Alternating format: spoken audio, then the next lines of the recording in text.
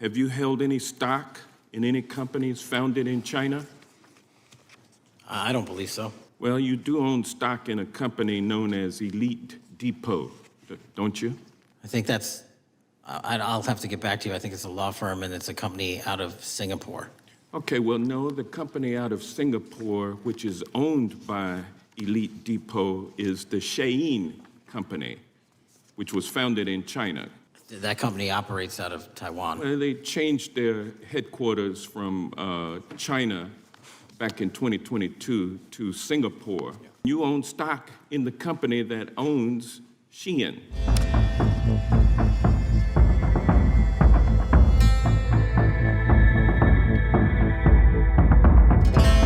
Georgia is recognized for 5 minutes.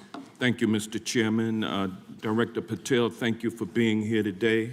I want to first talk about the significant role that the FBI plays in combating the national security threats posed by our nation's greatest threat, our nation's greatest security threat, China and the Chinese Communist Party.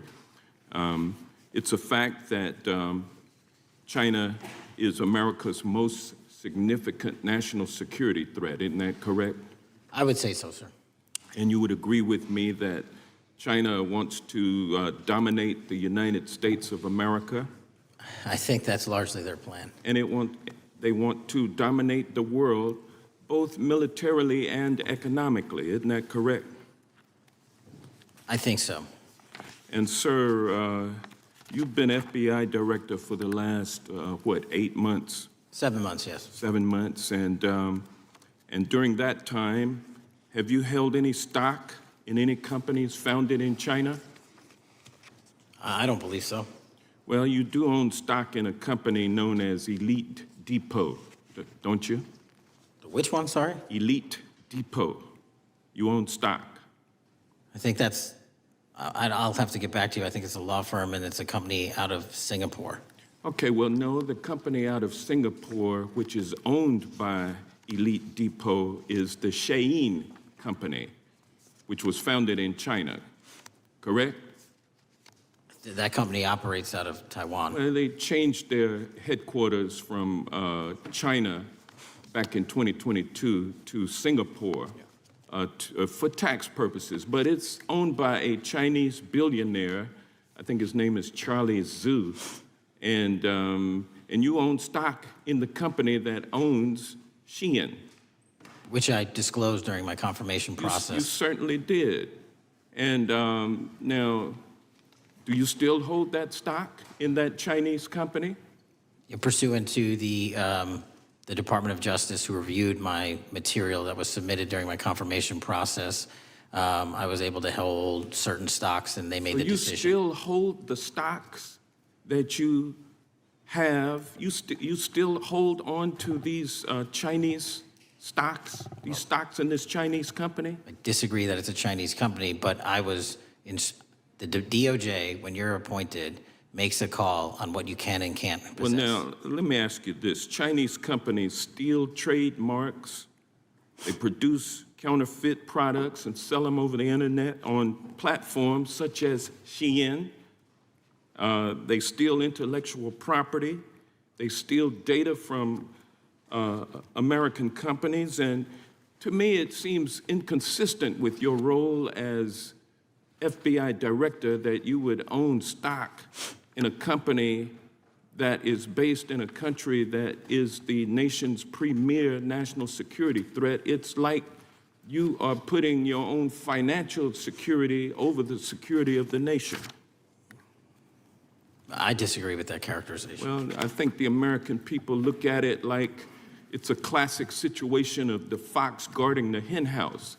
If the FBI is charged with investigating espionage, economic espionage by companies controlled by the Chinese Communist Party, and you are the director of the FBI, you've got a conflict of interest. Sir, I would just show if there's any intimation that I'm Why against. are you holding on to this stock? It wasn't a And decision I it's, made. and it's valued at up to $5 million as of when you last reported, correct? $5 million in No, stock? I don't follow it. The You don't department- follow it, but the you're still depart- making money off of it. I don't have any money off of anything. Well, What I have done, so what, can, Trump's trade policies directly impact the value of that Chinese stock. Won't you agree with that? which trade policy? I'm not a trade expert. Okay, all right. But I wanna you're tell you play this. Crazy on me today. Let me ask you this question. Why are you hiding pedophiles? Why are you shielding pedophiles? Why are you protecting pedophiles? That is maybe the most offensive thing you could say to me, given the numbers, Well, you have not released given the the Epstein numbers files. of pedophiles. You are aware of the we have Epstein arrested- client list that was published in the 18,000 The gentleman has emails released? expired. The gentleman yields I just- back. Can you answer the Can I question? just respond? Of course, the gentleman can answer the question. Since I took over the FBI, there has been a 33% increase. It is in regards to some reporting around a periodic transaction report that you had filed earlier, this year. So this is in July, pursuant to the ethical obligations as a senior executive official. You remember filing that in July? Yes. So in that report, as best as I can surmise, you disclosed that you divested $100,000 or more in a variety of different stocks, which I presume was pursuant to the ethics agreement that you negotiated with the Department of Yes. Justice. In that same report, there's a disclosure regarding purchases of two different transactions. So between $15,000 to $50,000 in a national coffee house chain and between $50,000 to $100,000 in a semiconductor company on May 9th and May 12th. Are those transactions that you're doing personally, or are these through a stockbroker, or are these transactions that you're handling yourself? So how they happen is I submit proposals under DOJ guidance to say, hey, I would like to trade this or that, and they run their review, and the FBI runs a review, and then they come back and say yes or no, and then I make the transaction. Is there a reason that you decided to make the purchases into those two companies? Generally speaking, before I got this job, I was, trading stocks, but not a lot, like most people, and I just follow certain industries, and I thought they would be a good investment. So the reason why I ask, right, because you had divested in other companies. Yeah. And I presume that wasn't because there were actual conflicts. It's just that you wanted to avoid an appearance of impropriety. It was both. Both.